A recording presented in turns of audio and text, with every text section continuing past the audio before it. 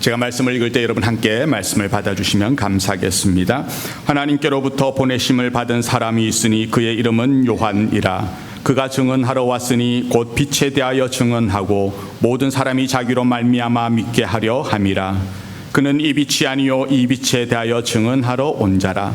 참빛 곧 세상에 와서 각 사람에게 비추는 빛이 있었나니 그가 세상에 계셨으며 세상은 그로 말미암아 지은 바 되었으되 세상이 그를 알지 못하였고 자기 땅에 오매 자기 백성이 영접하지 아니하였으나 영접하는 자 곧 그 이름을 믿는 자들에게는 하나님의 자녀가 되는 권세를 주셨으니 이는 혈통으로나 육정으로나 사람의 뜻으로 나지 아니하고 오직 하나님께로부터 난 자들이니라. 말씀이 육신이 되어 우리 가운데 거하심에 우리가 그의 영광을 보니 아버지의 독생자의 영광이요 은혜와 진리가 충만하더라. 아멘. 할렐루야. 네, 오늘 앞뒤로 한번 인사하시겠습니다. 잘 오셨습니다. 사랑합니다. 축복합니다. 은혜 받으시기 바랍니다. 함께 말씀 함께 나누겠습니다.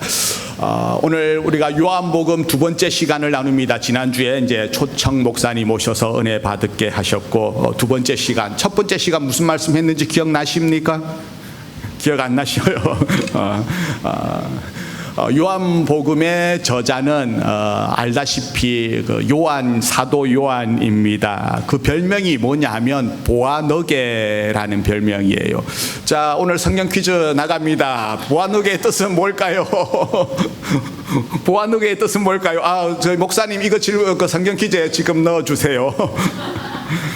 보아누게의 뜻은 우레의 아들이라는 그런 뜻이죠. 천둥과 번개 치는 그런 사람이라는 뜻입니다. 그만큼 성격이 아주 다혈적이고 아주 이제 화통하다 하는 것을 의미하는 건데 그 성격이 그대로 드러나는 것이 요한복음 말씀인 것 같아요. 1장 1절 말씀, 약간 복습하는 개념으로 1장 1절 말씀 우리 같이 한번 다시 읽어보겠습니다. 시작. 태초에 말씀이 계시니라. 이 말씀이 하나님과 함께 계셨으니 이 말씀은 곧 하나님이시라. 아멘. 어떻습니까? 마치 천둥 번개가 치는 것 같은 그런 말씀이지 않습니까? 이걸 통해서 우리가 알 수 있는 사실이 뭐예요? 말씀이 육신이 되어 이 땅에 오신 분이 누구시라고요? 예수 그리스도. 그리고 그 예수님은 어떤 분이시라고요?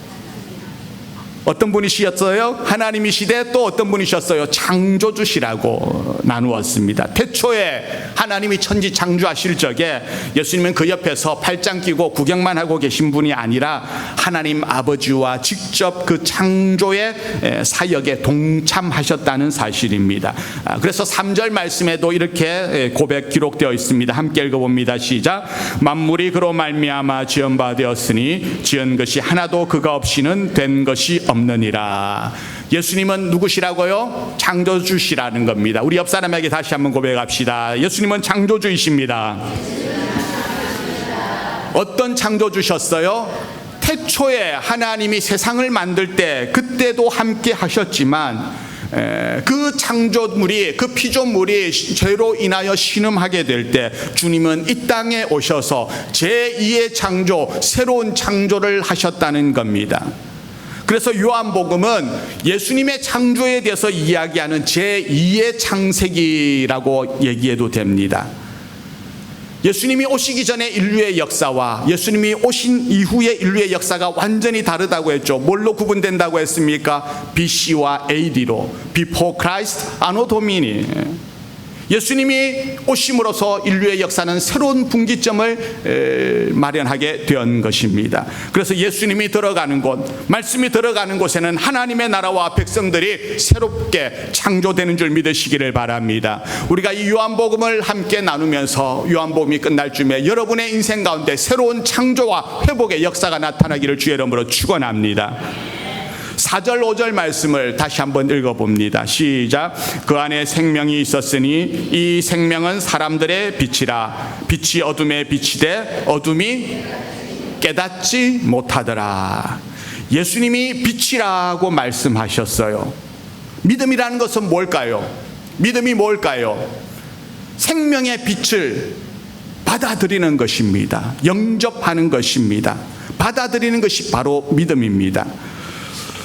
빛을 받아들여 가지고 에너지로 전기로 만드는 장치가 있죠. 요즘 지붕에 보면 그런 거 설치되어 있는 집들이 간혹 있는데 그걸 뭐라고 그럽니까? 태양열이라고 그러지 않습니까? 지별판을 설치해 가지고 빛을 많이 받도록, 그래서 그걸 전기로 바꾸어서 사용하는 장치입니다. 말씀이 이런 빛과 같습니다. 하나님의 말씀을 놓치지 아니하고 받아들이면 그 속에서 그 말씀이 역사하여서 내 속에서 생명의 역사가 나타나는 것입니다.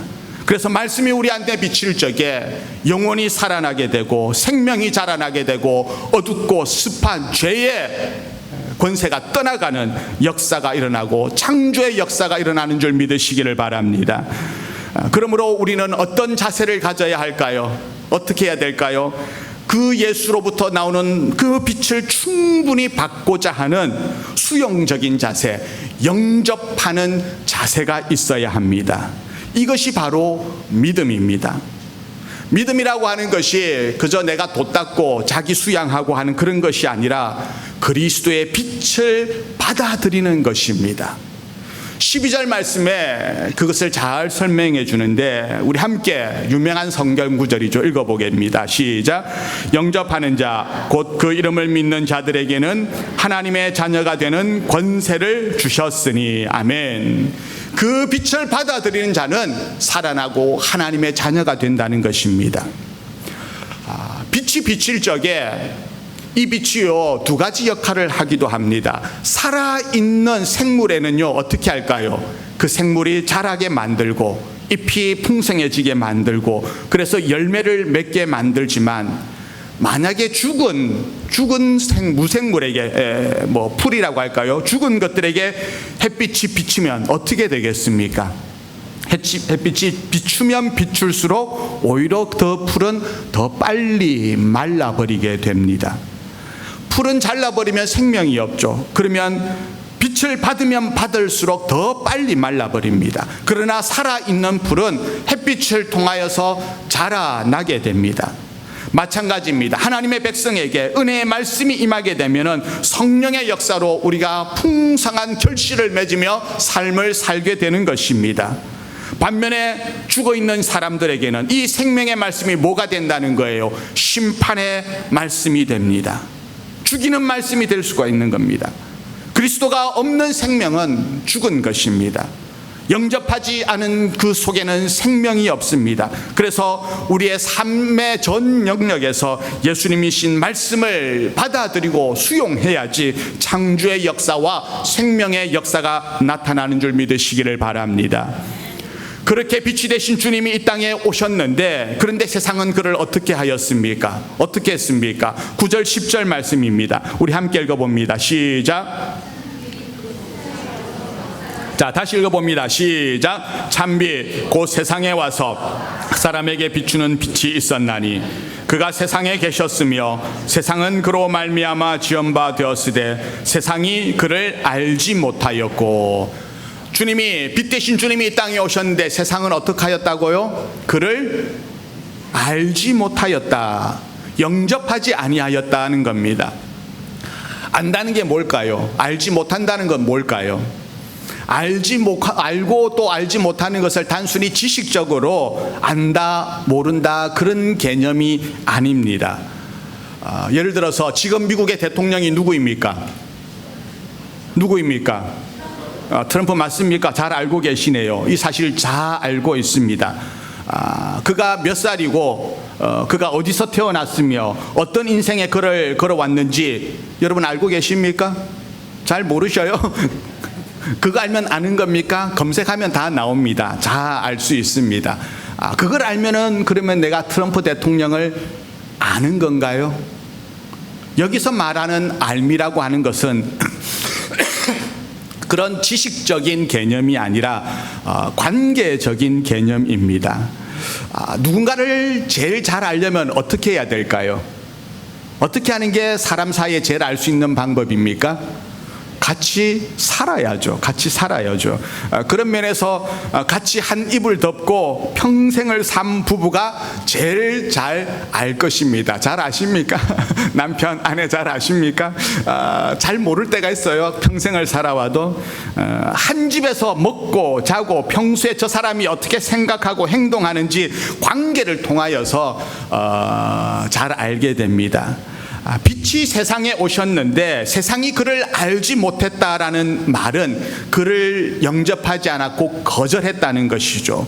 11절 말씀도 함께 읽어볼까요? 시작. 자기 땅에 오매 자기 백성이 영접하지 아니하였으나, 알지 못했다는 것이 어떻게 더 해석이 더 확대되어집니까? 영접하지 않은 것으로, 거절한 것으로, 알지 못한 것이 거절한 것으로 더 확대 해석이 되게 됩니다. 그러면 왜 사람들이 예수님을 영접하지 않았을까요? 왜 사람들이 예수님을 영접하지 않는 걸까요? 질문 드릴게요. 예수님을 무시해서 1번, 아니면 그들이 무지해서 2번. 왜 예수님을 영접하지 않았을까요? 무시해서, 무지해서 어떤 것일까요? 뭐라고요? 1번? 2번? 알지 못했다는 것은 무지했다는 것입니다. 무지하니까 주님을 무시하는 겁니다. 그래서 알지 못하는 게 죄입니다. 오늘날 사람들이 왜 하나님을 무시할까요? 모르니까. 그분이 창조주이시고 그분이 전능자이심을 모르니까 무시하는 거죠. 죄인된 우리를 사랑하셔서 이 땅에 독생자 아들 예수를 아낌없이 십자가에 내어주셨는데 그걸 모르니까 무시하는 겁니다. 어떤 목사님이 등산을 가셨어요. 가다가 매표소 입구에서 일하고 계시는 그 직원이죠. 관리하는 직원에게 날도 덥고 해가지고 손에 들고 있던 캔 콜라를 전해드렸습니다. 건네주었습니다. 그랬더니 그 캔 콜라 하나 얼마 하겠습니까? 한국 돈으로 1,000원, 미국 돈으로 뭐 $1 정도밖에 안 하는 캔 콜라 하나 전해주었더니 이분이 너무 감사하면서 송구스러워할 정도로 감사해하고 황송해하고 인사를 하더랍니다. 그래서 목사님이 기회다 싶어가지고 더 귀한 것을 전했습니다. 뭘 전했을까요? 바로 돈으로 환산할 수 없는 예수 그리스도를 전했습니다. 그랬더니 이 사람의 반응이 싹 얼굴 표정이 달라지면서 손을 가로주으면서 아주 냉담한 반응을 보이는 겁니다. 조금 전에 그 황송하게 감사하고 고개 숙이던 그 모습과는 전혀 다른 모습을 보이는 거죠. 1,000원짜리, $1짜리 캔 콜라 하나에는 허리를 숙이면서 감사에 마지 않던 그가 생명이신 예수님을 전하니까 돌변하여서 그 예수를 무시하는 겁니다. 왜 무시합니까? 모르니까 무시하는 거죠. 에이, 하나님이 어디 있어? 예수가 어디 있어? 이런 시대에, 달나라가는 시대에 예수가 어디 있어? 무지하니까 이런 무시로 나타나게 되는 겁니다. 그래서 호세아 선지자가 뭐라고 얘기합니까? 우리가 여호와를 알자, 힘써 알자. 이 알자라고 하는 것이 하나님에 대하여 지식적으로 연구하고 조사하라는 것이 아닙니다. 성경 읽고 공부해가지고 성경 퀴즈 1등 해라 이 말이 아닙니다. 뭐예요? 그분과의 관계 속으로 들어가라는 것입니다. 그분이 누구신지 알고 예수 그리스도를 영접하여 하나님의 자녀가 되는 그 관계 속으로 들어가라는 것입니다. 그리고 내가 예수를 영접한 것도 믿음인데 그걸로 우리의 믿음이 다 완성이 되는 것이 아닙니다. 영접하는 그 믿음 속으로 들어왔다면 이제는 더 어떻게 해야 됩니까? 더 깊이 그분을 알고 더 깊은 믿음의 세계로 들어가야 하는 것입니다.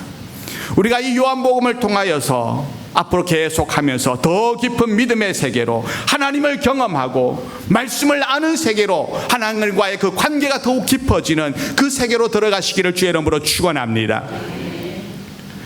우리가 빛 되신 예수님을 영접하고요, 그 빛 안에 살아가게 되면 그 사람의 생의 질은 달라질 수밖에 없습니다. 빛이 있는 사람은, 빛이 있는 생활은 장래를 소망하고 내다보고 미래가 약속된 그런 삶을 바라보며 살아가는 사람들입니다. 소망이 있고 약속이 되어진 사람은요, 지금 현재 삶에 대하여서 그걸 문제로 삼지 않습니다. 때로 우리가 가난하고 부하기도 하고 병들거나 또는 건강하기도 한데 그런 것들이 그다지 문제가 안 될 수가 있습니다. 왜? 소망이 있고 미래를 바라보며 살아가기 때문입니다. 그래서 미래를 바라보는 사람하고요, 그걸 바라보지 못하고 사는 사람과는 엄청난 차이가 있습니다. 예를 들어서 기차를 탄다고 할 적에 기차에는 뭐 등급이 나누어져 있죠. 1등 대합실이 있고 뭐 특등 대합실이 있고 3등 대합실이 있다고 생각을 해봅시다. 그러면 개찰이 시작되면은 1등실을 예약한 사람들은 어떻게 할까요? 여유 있게 표를 내밀고 천천히 걸어갑니다. 그런데 3등실을 예약한 사람은 예약이 아니죠. 3등실의 표를 가진 사람은 어떻게 합니까? 달려갑니다. 왜? 1등실의 손님들은 뭐 그 사람들이 아주 고급 인생이고 3등실의 손님은 하급 인생이라서 그럴까요? 단지 1등 대합실에서 기다리고 있던 사람들의 자기 표에 그 표 좌석이 번호가 기재되어 있기 때문에 1등실의 손님은요, 천천히 가도 뭐가 예약이 돼 있어요? 자기 자리가 예약이 되어 있어요. 그러니 구태여 뛸 필요가 없습니다. 그런데 3등실의 손님은 어떻게 해야 되는가? 달려가야 됩니다. 왜냐하면 내 자리가 예약된 게 없거든요. 먼저 가는 사람이 자리를 앉는 겁니다. 늦게 가면 서서 가야 됩니다. 그래서 그들은 막 달려가는 겁니다.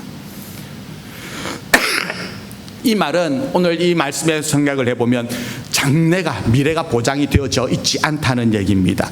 미래가 보장이 되어 있고 장래가 예약이 되어 있는 사람이라고 하면 그렇게 뛰고 서두르고 할 필요가 없습니다. 이것이 예수를 믿는 사람과 예수를 믿지 아니하는 사람의 차이입니다.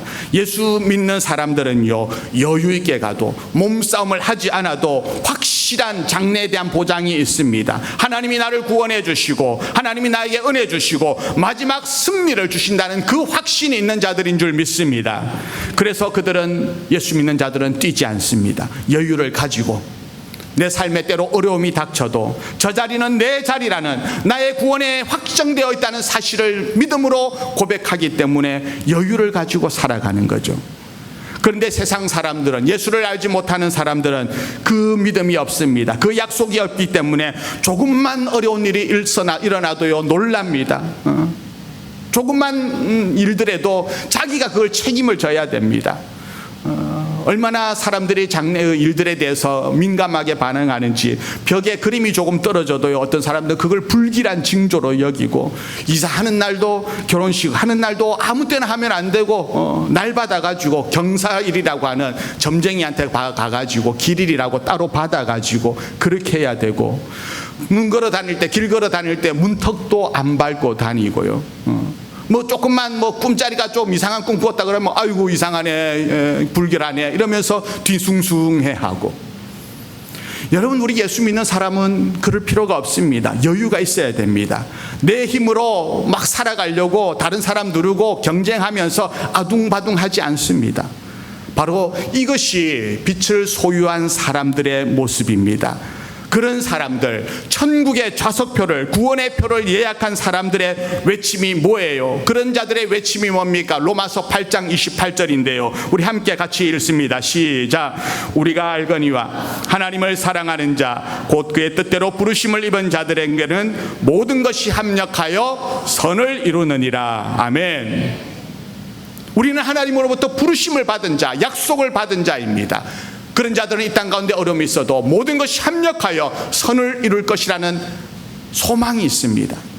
초대교회의 순교자들이 모진 고난과 핍박을 당하고 형장으로 가면서도 그들은 결코 두려워하거나 불안해하거나 그러지 아니하고 오히려 여유를 가지고 찬송을 불렀습니다. 그들의 마지막 인사가 뭐였을까요? 천국에서 우리 봅시다. 삶 속에서 초조하거나 어려운 환경에 때문에 불신 가운데 원망하면서 살아가는 것이 아니라 항상 은혜 가운데 우리가 승리하며 살아가는 그런 백성이 되어지시기를 주의 이름으로 축원합니다. 자, 그럼 예수를 영접한다는 것이 구체적으로 뭘까? 너무 추상적이잖아요. 영접한다는 게 뭘까? 나 예수님 영접합니다. 믿습니다. 그러면 어떻게 해야 될까? 조금 실습을 한번 해보도록 하겠습니다. 여러분 한번 오른손 한번 들어보시겠어요?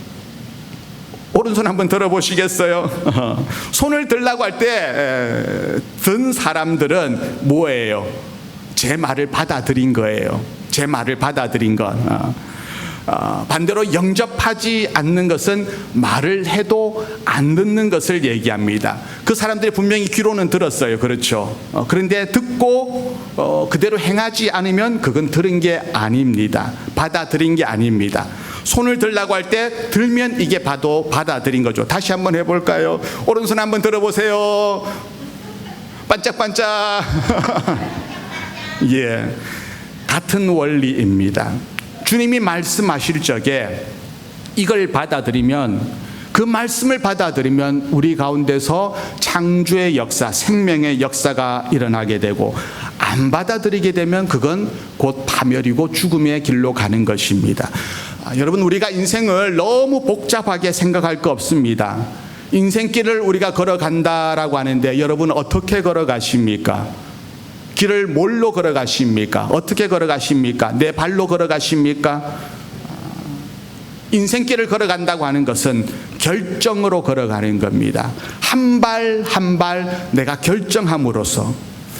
그래서 여러분의 지금의 현재의 모습은, 현재의 삶의 모습은 지난날 여러분의 삶의 결정의 결과가 바로 지금입니다. 그러면 여러분의 5년 후, 10년 후의 모습은 뭐의 결과입니까? 지금 오늘 내가 어떤 결정을 하느냐에 달려 있습니다. 그래서 내가 좋은 결정을 하면 좋은 미래가 펼쳐지게 되고, 나쁜 결정을 하게 되면 나쁜 모습이 발생하게 됩니다. 이 인생에 있어서 참 어려운 게 결정하는 것이죠. 결정을 해놓고서는 과연 바른 결정이었나 고민하기도 하고, 그 결과가 우리가 어떻게 나타날지 알 수 없기 때문에 결정을 해놓고도 과연 잘했는가 고민하고 후회하기도 합니다. 그러면 예수를 영접한다는 건 뭡니까? 예수님은 곧 뭐라고 했어요? 말씀이라고 했죠. 말씀을 듣는 것이 바로 예수님을 영접하는 것입니다. 말씀을 영접하는 것은 내가 그 결정의 순간에 예수님이신 말씀이 와서 말씀이 결정하도록, 말씀에 순종하도록 하는 것입니다. 이걸 조금 더 어려운 말로 예수 그리스도의 통치를 받는다라고 표현할 수가 있는 것이죠. 여러분이 어떤 것을 하기로 했습니다. 그것을 하기로 한 결정의 근거가 무엇입니까? 뭐가 되어야 됩니까? 근거가 바로 예수님이신 말씀이 되어야 된다는 것입니다. 예수님이 말씀하셨어요. 원수를 어떻게 하라고요? 원수 어떻게 하라고요? 사랑하라. 이게 뭐예요? 예수님이신 말씀이에요. 그러니 내가 원수를 사랑할 것이냐 말 것이냐 하는 것은 내가 말씀을 영접할 것이냐 거부할 것이냐, 더 나아가면 예수님을 영접할 것이냐 거부할 것이냐 하는 것과 같은 말입니다. 물론 내가 순간적으로 안 듣는다고 해서 거부한다고 해가지고 구원을 못 받거나 그러지는 않습니다. 그러나 적어도 그 순간만큼은 말씀을 받아들이지 못함으로 인해서, 즉 예수님을 뜻을 거역하고 거부함으로 인해서 우리는 불편하고 고통 가운데 살아갈 수밖에 없습니다. 가끔 내가 거짓말을 하고 싶은 유혹을 느낄 때가 있습니다. 거짓말로 때로는 위기를 모면하고 싶을 때가 있습니다. 그런데 예수님이신 말씀이 뭐라고 하셔요? 거짓을 버리고 진실하라 말합니다.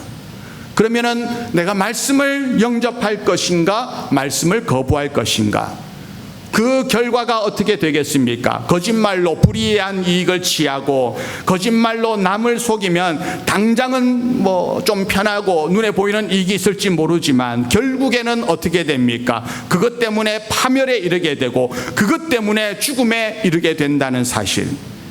그 거짓을 영접하면 창조가 아닌 파멸로 가게 되는 것이고, 그러면 죽게 되는 것이죠. 그래서 태초에 말씀이 계시니라라고 했는데 지금도 그 말씀이 계십니다. 태초에는 말씀이셨던 예수님이 계셨고 지금은 어떻게 계십니까? 예수님이신 말씀이 지금도 우리 가운데 거하신다는 사실. 그래서 성경 말씀을 앞에 놓고서 내가 이것을 순종할 것인가 말 것인가, 받아들이는가 안 받아들이는가, 이것이 아니라 이런 차원보다도 더 나아가서 내가 예수님을 영접할 것인가 아니면 거부할 것인가, 우리가 이렇게 받아들이는 그런 믿음이 있어야 됩니다. 그래서 영접하면 삽니다. 영접하면 하나님의 자녀가 되는 권세를 누린다고 했습니다. 예수를 영접하면 우리 인생이 잘못된 길로 갈 염려가 없는 것입니다.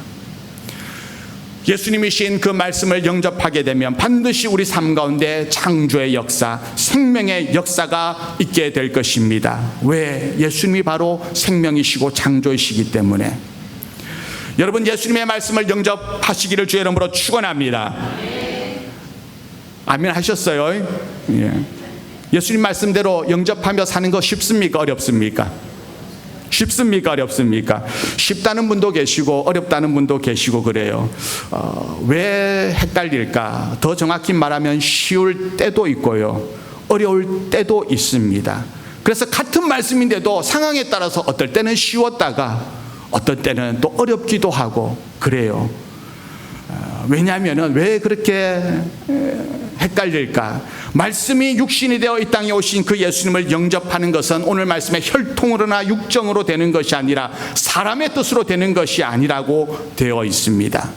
내가 사람이 뜻을 세운다고 해서, 마음 먹는다고 해서 내가 이제 예수님 영접할 거야 그런다고 되어지는 게 아니라는 거예요. 내가 뜻을 세운다고 그렇게 되는 것이 아니랍니다. 그러면 뭐예요? 오직 하나님께로서 난 자들이라. 다른 말로 하면 하나님께로서만 가능하니라. 그래서 만약에 예수님이 우리에게 말씀을 주셨다면, 말씀만을 주셨다면 우리는 사실은 말씀만 주었다면 우리는 참 어려웠을 겁니다. 다 죽었을 겁니다. 왜냐하면 그 예수님이신 말씀, 그 성경이 내 힘으로는, 나의 이성으로는 영접하기가, 받아들이기가 너무 어렵기 때문입니다. 그래서 우리 힘만으로는 그 말씀을 받아들일 수 없음을 아시고 예수님께서 어떻게 하셨어요? 승천하시면서 뭘 주셨어요? 성령을 보내주신 줄 믿으시기를 바랍니다. 성령이 뭐예요? 보혜사예요. 돕는 분, 헬퍼이십니다. 뭘 도와주십니까? 예수님을 영접하는 것을 도와주시고 말씀을 영접하는 것을 도와주신다는 사실. 그래서 성령이 아니고는, 성령이 없으면, 성령이 떨어지면 말씀을 영접하는 게 너무 힘들어집니다. 그전에는 내가 말씀을 영접했는데, 말씀에 순종했는데 같은 말씀을 오늘은 내가 순종이 안 돼. 왜 그럴까요? 무슨 차이일까요? 성령이 얼마나 충만하냐 그렇지 않냐의 차이입니다. 그래서 성령을 영접하게 되면, 성령이 충만하게 되면은 예수님의 말씀을 영접하는 것이 너무 쉬워지게 되고 너무 좋아지게 된다는 사실. 그래서 우리가 말씀을 순종함에 있어서 뭐가 우선이 되어야 될까? 성령님을 인정하고 환영하고 모셔드리는 것입니다. 성령님 웰컴입니다. 어서 오세요. 말씀만 하세요. 무슨 말씀이든지 내가 순종하겠습니다. 성령이 충만하게 되면 우리가 말씀을 순종하는 것이 참 쉽게 된다는 사실 믿으시기를 바랍니다. 아멘. 우리 한번 따라합시다. 성령님 환영합니다. 나에게 오셔서 말씀을 순종하게 해주세요. 아멘. 그래서 예수님이신 말씀을 날마다 성령의 도움을 받아서 영접하고 살아가는 그런 은혜가 있기를 주의 이름으로 축원합니다. 아멘. 우리 함께 찬양하며 나아가겠습니다.